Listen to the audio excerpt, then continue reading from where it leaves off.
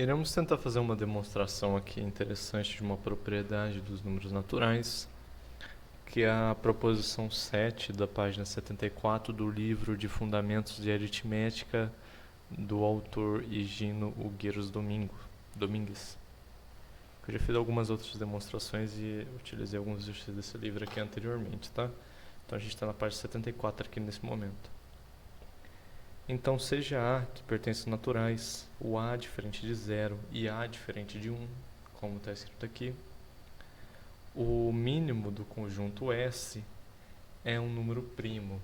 E esse conjunto S aqui é o conjunto de números x que pertencem aos naturais, de tal maneira que o x ele é maior que 1, então o x não pode ser 1, não pode ser 0, e o x tem que dividir o A. Tá? Então o que a gente tem aqui são o conjunto dos divisores de A, certo? Então no conjunto de divisores de um número A, o menor elemento desse conjunto é um primo. E o que a gente vai fazer aqui é o seguinte: para a gente poder demonstrar esse teorema aqui, essa proposição, nós iremos fazer o seguinte: vamos então pensar que o menor número, o elemento mínimo desse conjunto S aqui, e S é diferente de um conjunto vazio, uma vez que, por exemplo, se o x for igual a A, então ele está aqui dentro, né? Porque o A divide A. Então o conjunto S não pode ser um conjunto vazio, tá? Então se o S não é um vazio, a gente vai falar que o mínimo de S é um P que pertence aos naturais, certo? Número P aqui. E esse P aqui a gente vai dizer que ele não é primo, tá? Então o P ele é diferente de um número primo.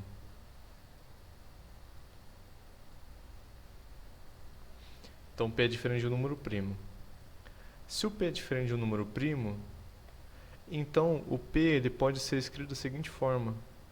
Por exemplo, como um produto, né? Vou colocar aqui na verdade BC, né? Só para não... Como um produto BC, sendo B e C que pertencem aos naturais, e tanto B quanto C, né?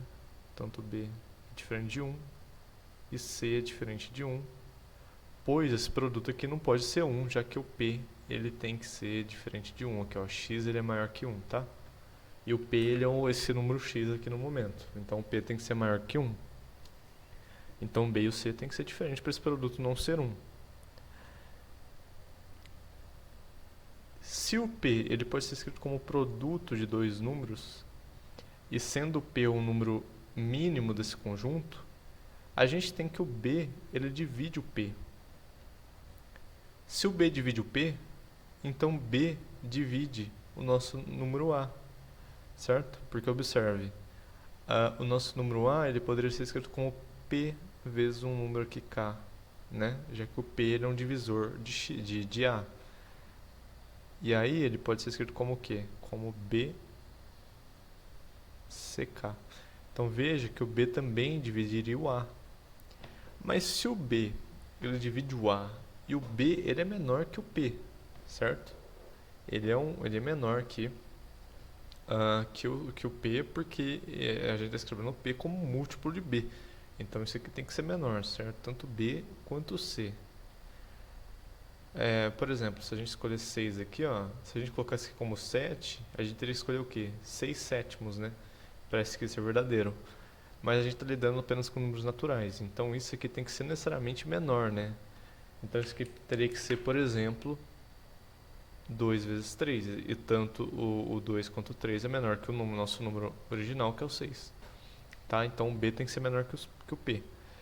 Mas, se o B é menor que o P e B divide A, a gente já tem um absurdo aqui, né? O B ele é menor que P e o B divide A. Então B ele pertence ao nosso conjunto S.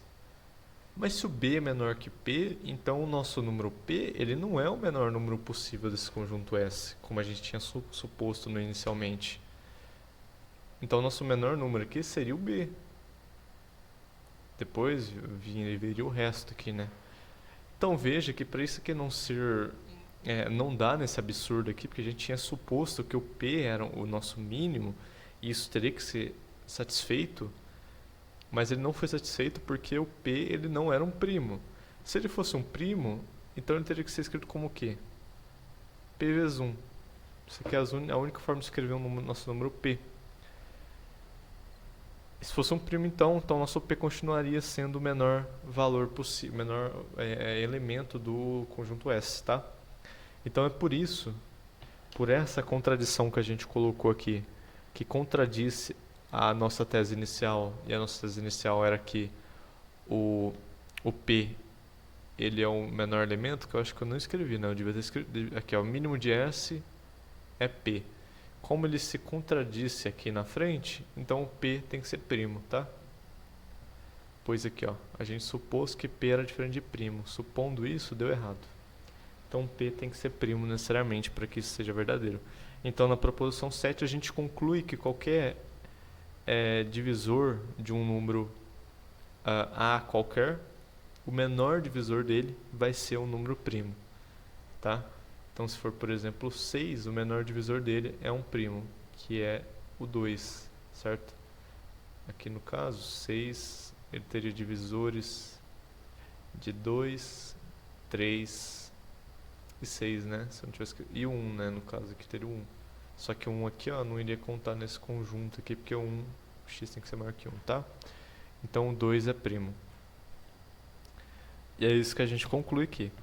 E é uma questão bem interessante porque ele já prediz, né, o teorema 3, que é o teorema fundamental da aritmética, certo? Que vem na página 75 do Guino.